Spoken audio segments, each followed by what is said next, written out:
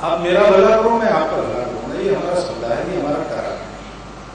और आप मेरा भला कर सकते हैं तभी तक मैं आपको साथ रखने के लिए बाध्य हूं। जिस दिन आपसे कोई मुनाफा प्राप्त नहीं होगा उस दिन मैं आपको छोड़ सकता हूं। जिस दिन आपसे घाटा प्राप्त होगा उस दिन मैं आपको समाप्त कर दूंगा, क्योंकि हमारा रिश्ता है कॉन्ट्रैक्ट, आपस में रिश्ता हमारा कॉन्ट्रैक्ट है। सृष्टि से, पर्यावरण से हमारा रिश्ता हमारा कॉन्ट्रैक्ट है। हमको जीतना है, हमको उपभोग है। उसका क्या होता है उसका विचार नहीं करना, क्योंकि मेरे फायदे के लिए सारी दुनिया। और इसलिए ग्लोबलाइजेशन में दुनिया को पास लाने की बात नहीं होती, दुनिया को बाजार बनाने की बात होती, वर्ल्ड मार्केट की बात होती है। हमारे यहाँ वर्ल्ड फैमिली की बात नहीं है, वसुधैव कुटुंबकम की बात, क्योंकि हम ये नहीं मानते कि ये कॉन्ट्रैक्ट है, हम ये मानते हैं ये सौदा है। आप अगर मेरे हैं तो आपसे मेरा कितना लाभ होता है या नुकसान होता है इसका विचार मैं नहीं करूंगा। मैं आपको मेरे साथ रहूंगा, मैं आपके साथ रहूंगा, और आप जैसे हैं उससे ज्यादा अच्छे आप बने इसके लिए मैं प्रयास करूंगा, उसका मुआवजा नहीं मांगूंगा। क्योंकि आप मेरे हैं, हमारा आपका नाता कॉन्ट्रैक्ट का नहीं है, रिलेशन का है, संबंध है। ये भी हमारी विशेषता है। संपूर्ण सृष्टि में सबको जोड़ने वाले संबंध को हमने देखा। उसको एक नाम मिला हमारी परंपरा में, सब लोग वो नाम नहीं देते, लेकिन कुछ लोगों ने, बहुत से लोगों ने इसको कहा कि सब में एक आत्मा है, और इसलिए एक दूसरे से प्रेम के संबंध रखने के लिए कहते हैं आत्मीयता। यानी मैं और आप अलग नहीं हूं, दिखते हैं अलग, और वो अलग दिखने में मजा है इसलिए उसका सम्मान हम करेंगे, लेकिन हम जानेंगे अंदर की दिखने वाले अलग हम लोग एक ही आत्मा से जुड़े हैं, हमारी आत्मीयता है। और इसलिए हम लोगों को ये इच्छा होती है कि दुनिया में कुछ दुख है, कुछ दुर्बलता है, और उसको दूर करने की मेरी ताकत है तो मुझे करना है। ये जो एनजीओ कंसेप्ट है, इस कंसेप्ट को हमको अगर भारत में सफल बनाना है और दुनिया के लिए अधिक अच्छा बनाना है, तो हमको ये ध्यान में रखना पड़ेगा कि हमारी प्रेरणा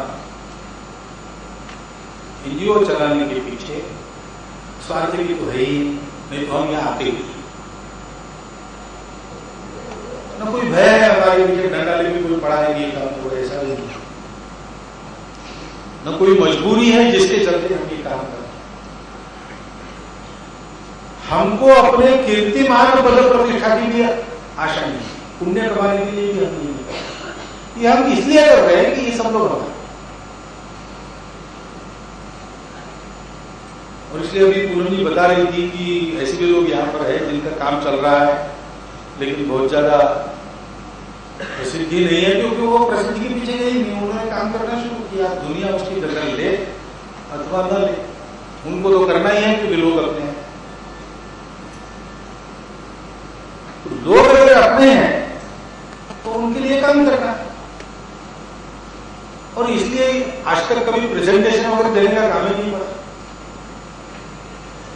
पहली बार बनाकर लाए ऐसे लोग, क्यों? इसलिए कि हम ये काम इसलिए नहीं कर रहे हैं कि कोई हमारा प्रेजेंटेशन देखे, हमको मदद करे। वो होता है अच्छी बात, लेकिन नहीं होता है तो भी हमारे लोग हैं, हमको काम करना है।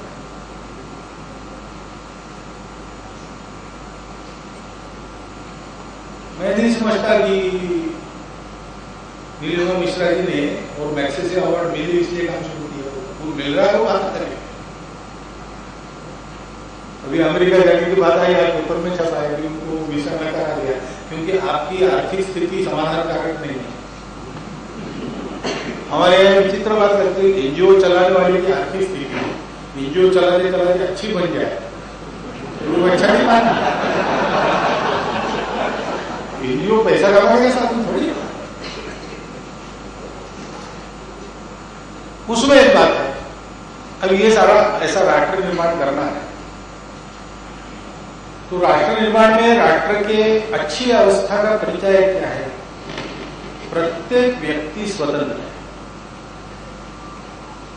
और सक्षम। स्वतंत्र है इसका मतलब खुली छूट है सब बातों की, इसको ये नहीं होता। स्वतंत्र व्यक्ति है, अनुशासन का पालन करते, नियमों का पालन करते, संविधान का पालन करते, उस संविधान का पालन करने की, उसकी रक्षा करने की उनकी ताकत है और अपने जीवन को अपने बलों पर खड़ा करके वो ये कर सकते, अन्यथा कर ही नहीं सकते। जो आदमी स्वयं को अपने बलों पर खड़ा नहीं कर सकता, वो मूल्यों की, संविधान की, कानून की, अनुशासन की रक्षा क्या करेगा? उसको तो पेट के लिए जो करना पड़ता है वो करना है। समाज को सक्षम बनाना, समाज के प्रत्येक व्यक्ति को सक्षम बनाना, अब उसकी एक व्यवस्था बनती है, उसमें एक सरकार, राज्य है, गवर्नमेंट है, लेकिन वास्तव में ये व्यवस्थाएं हैं वो समाज के प्रत्येक व्यक्ति के लिए, समाज के लिए, समाज उसके लिए नहीं। गड़बड़ यही हो जाती कि व्यवस्थाएं हम उत्पन्न करते और हम व्यवस्थाओं के आश्रित हो जाते। अपनी सेवा के लिए व्यवस्थाएं हम उत्पन्न करते हैं और व्यवस्थाएं हमें गुलाम बना देती। जैसे शराब की बात है कि आदमी पहले अपने लिए शराब पीता है, फिर धीरे धीरे शराब उसको पीना प्रारंभ होता है। तो व्यवस्थाएं रहे, लेकिन व्यवस्था का पालन करने वाले लोग, व्यवस्था के गुलाम लोग नहीं है।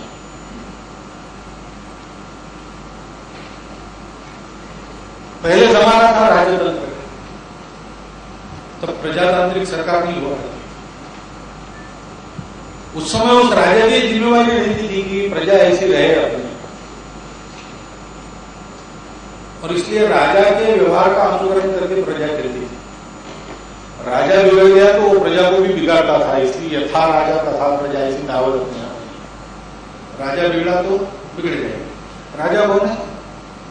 प्रजा ने खड़ी दी व्यवस्था है। तो जो अपना सेवक बन के जिसको खड़ा किया वो हमको कैसे बिगाड़ेगा? बिगाड़ना बनाना तो हमारे हाथ में, मालिक तो हम लोग हैं। अब ये बिगाड़ने बनाने का सामर्थ्य रखना और फिर भी नहीं बिगाड़ना, बनाना, ऐसा समाज का प्रत्येक व्यक्ति हो तो हम कह सकते हैं कि ये स्वतंत्रता प्रत्येक व्यक्ति तक पहुंच गई। तो अपने देश में नेता लोग भाषण करते हैं तो कई बार ऐसा कहते हैं कि हमारे देश के इस समाज के इस वर्ग तक ये स्वातंत्र्य पहुंचा ही नहीं है अभी तक। क्यों नहीं पहुंचा है? इसलिए कि व्यवस्था बनी है, लेकिन व्यवस्था पर आश्रय भी बना है। वो व्यक्ति स्वतंत्र है, वो अपना भला खुद कर सकता है, लेकिन वो केवल अपने भले के लिए सोचता, वो सबके भले के लिए नियम, कानून, संविधान का पालन करके जाता है। तब उस सारी व्यवस्था में कार्यक्षमता और नीतिमत्ता बनी रही, उत्तरदायित्व बना रहे, पारदर्शिता बनी रही। नहीं तो ये बिगड़ता कहां से? बनाने वालों ने तो इसको बिगाड़ने के लिए नहीं बनाया। व्यवस्थाओं को बनाने वाले समाज के भलाई के लिए ही बनाते, उनको बिगाड़ने वाले व्यक्ति, और उनकी तब चलती है जब बाकी समाज अक्षम होता है और क्षमताएं इनके हाथ में केंद्रित हो जाती। अब प्रजातंत्र है, अब प्रजा का दायित्व भी बढ़ गया है। अब यथा राजा तथा प्रजा नहीं है, अब यथा प्रजा तथा राजा है। तो प्रजा यानी जनता को अपने आप को भी अच्छा रखना है और व्यवस्थाओं पर अंकुश रखना है, व्यवस्थाओं को देश के लिए चलाना है। वैसे चलाने वाले भेद, इतना दायित्ववान, दायित्व बोधवान और समर्थ और सक्षम व्यक्ति खड़ा करना, यानी आज के तारीख में अपने राष्ट्र का नवोत्थान। मैं निर्माण नहीं कहता, क्योंकि ये तासीर पहले से बनी है, उसमें कुछ करना नहीं, उसको एक युगानुकूल रूप देके सक्षम बनाकर खड़ा करना। और इसलिए मुझे ये एनजीओ शब्द ये बड़ा महत्वपूर्ण लगता है। ये नॉन गवर्नमेंटल है, ये व्यवस्था नहीं है, ये स्वभाव है।